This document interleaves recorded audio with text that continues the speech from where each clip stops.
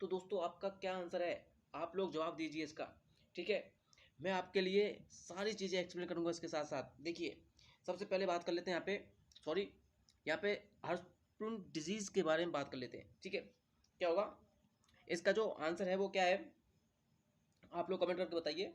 ठीक है, सबसे पहले मैं आपको बात करूँ सीलिएक डिजीज़ के बारे में। सीलिएक डिजीज़ क्या है, देखिए सीलिएक डिजीज़ के बारे में बात करें तो ये जो है एक एलर्जी कंडीशन होती है। ठीक है, ये एलर्जी जैसे कि ब्रो होता है, BROW, बार्ली, राई, ओट और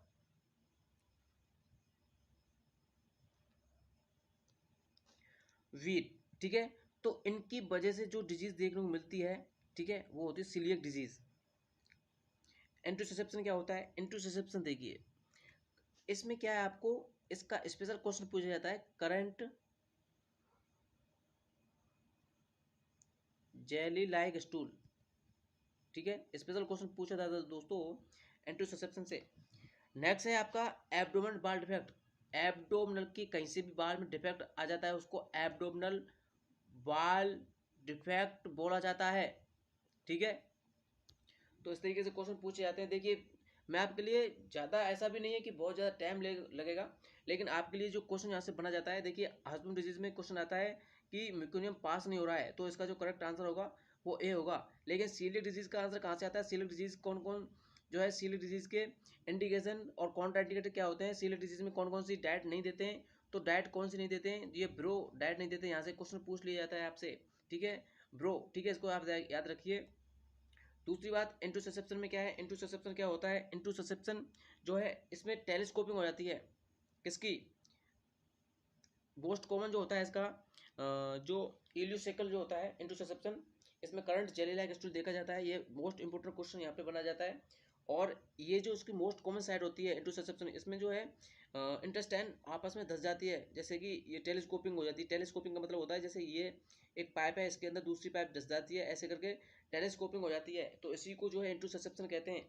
ठीक है, इंटरसेप्शन में क्या देखने को मिलता है, करंट जेली लाइक स्टूल। इस चीज़ को आप याद रखिए, बहुत ज़्यादा इंपॉर्टेंट क्वेश्चन है आप सभी के लिए। ठीक है, चलिए नेक्स्ट क्वेश्चन की बात कर लेते हैं। इसका जो करेक्ट आंसर होगा ऑप्शन ए होगा। ठीक है, चलिए नेक्स्ट क्वेश्चन है आपका। नेक्स्ट क्वेश्चन क्या है, बड़ा शानदार क्वेश्चन है आपके लिए। Negri body affect which part of brain. Negri body सबसे पहले आपको पता होना चाहिए, नीग्री बॉडी किसमें देखने को मिलती है, रेबीज में देखने को मिलती है। ठीक है, RABISES, रेबीज में देखने को मिलती है। ठीक है, रेबीज के बारे में मैंने आपको बता दिया था। रेबीज में क्या देखने को मिलता है, हाइड्रोफोबिया देखने को मिलता है। ठीक है, क्या देखने को मिलता है, हाइड्रोफोबिया। ठीक है, हाइड्रोफोबिया फोबिया का मतलब क्या होता है, वाटर से डर लगना, पानी से डर लगना। ठीक है, इसमें रेबीज में देखने को मिलता है। तो रेबीज में नीग्री बॉडी देखने को मिलती है। इसमें क्या पूछा गया है, Negri body affect which part of the brain. Negri body जो होती है ब्रेन के कौन से पार्ट को अफेक्ट करती हैं, तो दोस्तों मिड ब्रेन इसको नहीं अफेक्ट करती हैं, डाइनसेफेलन और हिप्पोकैम्पस पोन्स। इसका जो करेक्ट आंसर होगा दोस्तों, इसका करेक्ट आंसर होगा हिप्पोकैम्पस। नीग्री बॉडी किसको अफेक्ट करती है, हिप्पोकैम्पस को अफेक्ट करती हैं। ठीक है, मिड ब्रेन के बारे में आप जानते हो। ठीक है, पोन्स को अफेक्ट नहीं करती हैं। ठीक है, इसी के दौरान आपको जो मैं बताना चाहूँ यहाँ पे नीग्री बॉडी किस में देखने को मिलती है, रेबीज में देखने को मिलती है। मैंने आपको बता दिया, बहुत ज़्यादा इंपॉर्टेंट है क्वेश्चन। देखिए जो मेन क्वेश्चन है वो मैं आपको बता दूंगा, लेकिन ज़्यादा डीप में भी नहीं जाएंगे हम, क्योंकि डीप में जो है CHO का एक पेपर नहीं आता है। जो मेन क्वेश्चन है वो मैं आपको बताऊंगा। नीग्री बॉडी से क्वेश्चन पूछ लिया जाता है। नीग्री बॉडी किस में देखने को मिलती है, रेबीज में देखने को मिलती है। रेबीज एक ऐसा डिजीज है, इसके जो इंपॉर्टेंट क्वेश्चन पूछा जाता है, रेबीज की अगर बात की जाए, रेबीज इसकी जो केस फर्टिलिटी रेट जो होती है वो 100% होती है, याद रखिएगा दोस्तों, केस फर्टिलिटी रेट। ठीक है, 100% होती है। दूसरी बात यहाँ पे मैं आपको बताना चाहूँ, ये अफेक्ट जो करता है हिप्पोकैम्पस को अफेक्ट करता है, ऑप्शन सी इसका करेक्ट आंसर होगा। ठीक है, किसको अफेक्ट करता है, हिप्पोकैम्पस को अफेक्ट करता है। दूसरी बात इसमें जो है क्या देखा जाता है, हाइड्रोफोबिया देखा जाता है। ठीक है, हाइड्रो मतलब वाटर, फोबिया मतलब डर। ठीक है, तो हाइड्रोफोबिया देखा जाता है, तो इसका जो मतलब हो गया पानी से डर लगना। इसका जो करेक्ट आंसर है हिप्पोकैम्पस, सी ऑप्शन होगा। और इसके रिगार्डिंग इतने ही क्वेश्चन जो है आपके लिए पूछे जाते हैं। चलिए नेक्स्ट क्वेश्चन आपका क्या है, RNTCP revised national tuberculosis control programme was started, कब स्टार्ट हुआ था? रिवाइज।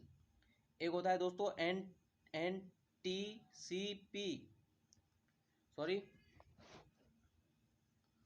एक होता है एन टी सी पी और एक है R N T C P. दोनों को बताइए दोस्तों, बहुत ज़्यादा इंपॉर्टेंट क्वेश्चन है, क्वेश्चन आता है यहाँ से, ठीक है।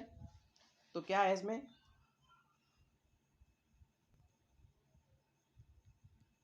हाँ, तो देखिए अगर बात की जाए इस क्वेश्चन के बारे में, नेशनल ट्यूबरक्लोसिस प्रोग्राम, इसकी जो फुल फॉर्म है, सबसे पहले आपको बताऊंगा NTCP, नेशनल ट्यूबरक्लोसिस प्रोग्राम। ये कब आया था? ये आया था दोस्तों 1962 में, ठीक है, 1962, याद रखिएगा 1962 में। दूसरी बात, RNTP से रिवाइज, रिवाइज का मतलब होता है दोबारा से। ये कब आया था? 1992 में। कैसे याद रखोगे दोस्तों? पहला जो नॉर्मल है वो 62 में आ गया, लेकिन बाद में आया जो 92 में आया, ठीक है। पहले आएगा वो 62 में ही आएगा, उसके बाद में 92 आता है तो 92 वाला बाद में आएगा, ठीक है। अब जो रिवाइज नेशनल ट्यूबरकुलोसिस प्रोग्राम था, ये डॉट को लेके आया साथ में अपने, DOTS, direct observation treatment short course therapy, ठीक है। ये इसकी फुल फॉर्म होती है, फुल फॉर्म पूछ ली जाती है इसकी डॉट्स की, ठीक है। और ट्यूबरक्लोसिस डे कब मनाया जाता है? ट्यूबरक्लोसिस डे को भी याद रख लीजिए, TB डे 24 मार्च को, ठीक है। इंपॉर्टेंट क्वेश्चन है दोस्तों, लिख लीजिए आप सब लोग, जो भी मैं आपको बता रहा हूँ उनको सभी को नोट कीजिए आप, क्योंकि इस तरीके के क्वेश्चन ही CHO के एग्जाम में पूछे जाएंगे, ठीक है। चलिए नेक्स्ट क्वेश्चन आपका क्या है? नेक्स्ट क्वेश्चन है immunoglobulin present in breast milk. तो दोस्तों ब्रेस्ट मिल्क के बारे में पूछा गया है, कौन सा इम्यूनोग्लोबिन प्रेजेंट होता है ब्रेस्ट मिल्क में। अगर बात की जाए सभी इम्यूनोग्लोबिन की, देखिए टोटल जो इम्यूनोग्लोबिन होते हैं वो कितने होते हैं? GAMDE, गामडी, इसको आप याद रख लीजिए, सारे इम्यूनोग्लोबिन याद हो जाएंगे। अब इसमें क्या करना है आपको? जी से इम्यूनोग्लोबिन जी एक ऐसा इम्यूनोग्लोबिन होता है दोस्तों जो प्लेसेंटा को पार करता है, प्लेसेंटा को क्रॉस क्रॉस कर लेता है। बहुत इंपॉर्टेंट क्वेश्चन है दोस्तों, लिख लीजिए इसको। जी, देखिए अगर प्लेसेंटा को पार करना है तो आपको जी प्यार से करना होगा, ना कि एम घमंड के साथ में। ये पार नहीं कर सकता है दोस्तों घमंड है इसमें, नो क्रॉस। सबसे बड़ी इम्यूनोग्लोबिन होती है दोस्तों साइज में, इसलिए ये प्लेसेंटा को पार नहीं कर पाती है। ये सबसे छोटी होती है लेकिन सबसे ज़्यादा मात्रा में होती है, ये इसलिए पार कर जाती है। जो ब्रेस्ट मिल्क में पाया जाता है इम्यूनोग्लोबिन वो ए होता है, ठीक है। इम्यूनोग्लोबिन ब्रेस्ट मिल्क में जो पाया जाता है वो ए होता है। और यहाँ पे इम्यूनोग्लोबिन आफ्टर इन्फेक्शन के दौरान भी इम्यूनोग्लोबिन एम देखने को मिलेगी, ठीक है। प्लेसेंटा क्रॉस कौन सी करेगी? जी करेगी। और इस तरीके से अगर बात की जाए यहाँ पे सरफेस एंटीजन, सरफेस इम्यूनोग्लोबिन कौन सी होती है? सरफेस इम्यूनोग्लोबिन डी होती है, सरफेस इम्यूनोग्लोबिन, ठीक है। दूसरी बात ई जो होती है ये एलर्जिक कंडीशन में देखने को मिलती है, ई वाली एलर्जिक कंडीशन में, ठीक है। उम्मीद करता हूँ दोस्तों इम्यूनोग्लोबिन से आप क्वेश्चन गलत नहीं करोगे, क्योंकि अगर CHO के एग्जाम में क्वेश्चन आएगा तो वो इन्हीं में से आएगा, आगे से नहीं जाएगा दोस्तों, याद रख लीजिए। जो क्वेश्चन आएगा आपका गामडी में से ही क्वेश्चन पूछा जाएगा, GAMDI, जी का मतलब जी प्यार से प्लेसेंटा को पार कर लेते हैं, एम घमंड है इसमें, प्लेसेंटा को पार नहीं कर पाती, लेकिन दोस्तों सबसे ज़्यादा मात्रा में होती नहीं है ये, और इसकी जो साइज होती है बड़ी होती है इसलिए प्लेसेंटा को पार नहीं कर पाती, लेकिन जी सबसे ज़्यादा मात्रा में होती है इसलिए पार कर पा जाती है। छोटी छोटी मात्रा में बहुत सारी पाई जाती हैं ये। ए जो है ब्रेस्ट मिल्क में पाई जाती है, डी सरफेस इम्यूनोग्लोबिन होती है, और ई एलर्जी कंडीशन में देखने को मिलेगी। चलिए नेक्स्ट क्वेश्चन आपका क्या है? नेक्स्ट क्वेश्चन दोस्तों, अगर वीडियो अच्छी लग रही है लाइक करना, शेयर करना अपने दोस्तों के साथ में, क्योंकि अब की बार सिलेक्शन के पार, ठीक है। नेक्स्ट क्वेश्चन क्या है आपका? थोड़ा सा जो है ज़्यादा भी डीप में नहीं चलेंगे दोस्तों, बस आपके लिए उतना लेके चलेंगे जितना एग्जाम में आएगा। नेक्स्ट क्वेश्चन क्या है आपका? अरे नेक्स्ट क्वेश्चन क्या है देखिए, new case in population during a fix period of determinant by new case. यहाँ पे पूछा गया है पॉपुलेशन के दौरान, एक पॉपुलेशन में न्यू केस हैं during a fix period is determined by new case क्या है दोस्तों? देखिए सबसे पहले आपको यहाँ पे अंदाजा लगा लेना है, कोई भी क्वेश्चन गलत नहीं करना है, ठीक है। सबसे पहले यहाँ पे दो चीज़ें पूछी जाती हैं, एक तो न्यू केस,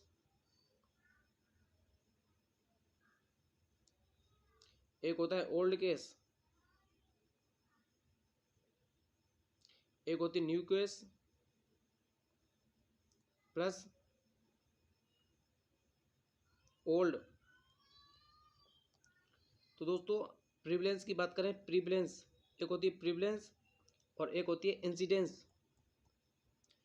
प्रिवलेंस की बात करेंगे, इसमें आपको न्यू और ओल्ड दोनों केस देखने को मिलेंगे, लेकिन इंसिडेंस में आपको केवल न्यू केस ही देखने को मिलेंगे, ओनली न्यू नॉट ओल्ड। इसको काटिए यहाँ से, दो चीज़ यहाँ से क्वेश्चन पूछा जाता है, एक होती है प्रिवलेंस और एक होती है इंसिडेंस।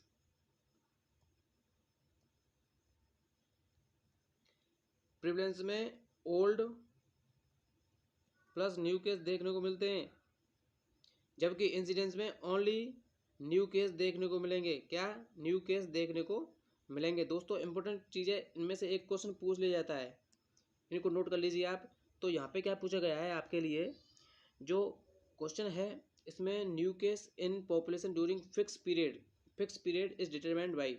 तो प्रिवलेंस रेशियो न्यू केस है इसमें, तो इंसिडेंस रेट आएगा इसमें। करेक्ट आंसर क्या होगा? ऑप्शन सी होगा, इंसिडेंस। न्यू केस जब आपके सामने देखने को मिल रहे हैं तो वो इंसिडेंस के दौरान देखने को मिलेंगे। चलिए नेक्स्ट क्वेश्चन क्या है आपका, आरबीएस के स्टैंड फॉर, आरबीएस के की फुल फॉर्म पूछी दोस्तों, सिंपल क्वेश्चन है, आप तो इसका जवाब दे सकते हैं। राष्ट्रीय किशोर स्वास्थ्य कार्यक्रम, राजस्थान किशोर स्वास्थ्य कार्यक्रम, रूरल कल्याण स्वास्थ्य कार्यक्रम, रेलवे कल्याण स्वास्थ्य कार्यक्रम। तो दोस्तों इसका करेक्ट आंसर ऑप्शन ए होगा।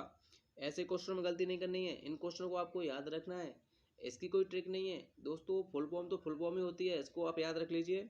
और राजस्थान आपने नहीं पढ़ा होगा, रूरल नहीं पढ़ा होगा, रेलवे कल्याण स्वास्थ्य कल्याण कहाँ पढ़ा है ये, आपने पढ़ा होगा राष्ट्रीय किशोर स्वास्थ्य कार्यक्रम। ठीक है, करेक्ट आंसर ए होगा। चलिए नेक्स्ट क्वेश्चन क्या है आपका दोस्तों, शानदार क्वेश्चन लेके आ गए हूँ आपकी बार में, ये क्वेश्चन गलत नहीं होना चाहिए। चलिए क्या आंसर है इसका, the approximate weight gain of the foetus between 32 and 14 week of gestation.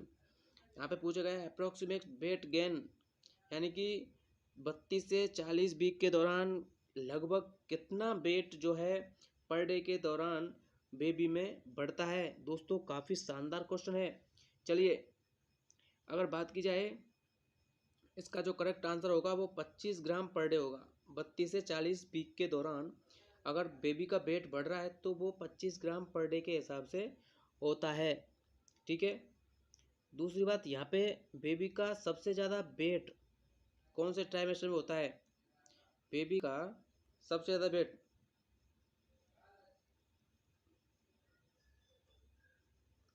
Wait जो होता है कौन से ट्राइमेस्टर में होता है, थर्ड ट्राइमेस्टर में। याद रख लीजिए दोस्तों, क्वेश्चन इस तरीके से पूछ लिया जाता है। और यहाँ पे जो है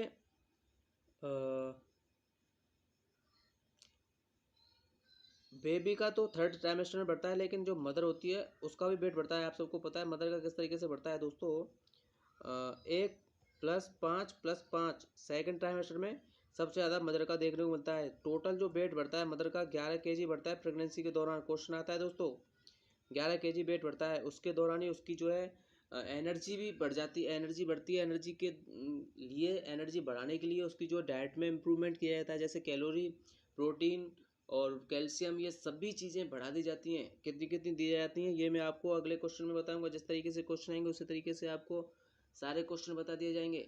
ठीक है, इस तरीके से आप जो है इसका करेक्ट आंसर क्या होगा, 25 ग्राम पर डे। 32 से 40 वीक के दौरान जो बेबी का वेट बढ़ता है वो 25 ग्राम पर डे बढ़ता है। नेक्स्ट आपकी जो मदर का वेट होता है वो सेकंड ट्राइमेस्टर में सबसे ज़्यादा बढ़ता है, लेकिन बेबी का वेट है जो थर्ड ट्राइमेस्टर में सबसे ज़्यादा बढ़ता है। टोटल जो मदर का वेट होता है प्रेगनेंसी के दौरान 11 kg बढ़ जाता है। चलिए नेक्स्ट क्वेश्चन आपका क्या है, next question, the normal vaginal pH. Normal vaginal pH कैसी होती है दोस्तों, देखिए normal vaginal pH during child bearing period, यानी कि प्रेगनेंसी के दौरान जो वेजाइना की जो पीएच होती है वो कैसी होती है दोस्तों। नॉर्मली अगर मैं आपको बताऊं नॉर्मल वेजाइनल पीएच कैसी होती है, एसिडिक होती है। प्रेगनेंसी के दौरान एसिडिक होती है। ठीक है, प्रेगनेंसी के दौरान एसिडिक क्यों होती है, क्योंकि एसिडिक अगर होगी तो उन पे उसमें इन्फेक्शन के चांस कम रहेंगे। अगर एल्कलाइन होगी तो उसमें जो है इन्फेक्शन हो भी सकता है। ठीक है, लेकिन नेचुरल देखा जाए तो जो नॉर्मल वेजाइनल पीएच होती है वो एल्कलाइन होती है, लेकिन प्रेगनेंसी के दौरान कैसी होती है, एसिडिक होती है। ठीक है, एसिडिक क्यों होती है, क्योंकि ये प्रिवेंट करती है किसको, यूटीआई को। एसिडिक होने के बाद ही जो है प्रिवेंट करती है, डिक्रीज करती है किसको, यूटीआई, यूरिनरी ट्रैक्ट इन्फेक्शन दोस्तों महिला में सबसे मोस्ट कॉमन इन्फेक्शन होता है यूटीआई, क्योंकि जो मेल और फीमेल की तुलना में महिला में सबसे ज़्यादा यूटीआई देखने को मिलता है। क्यों देखने को मिलता है? क्योंकि महिला की जो यूरिन ट्रैक कैनाल होती है वो छोटी होती है, जबकि मेल की होती है वो लंबी होती है। ठीक है, इस वजह से जो है यूटीआई होने के चांस किसमें ज़्यादा होते हैं? महिला में ज़्यादा देखने को मिलते हैं।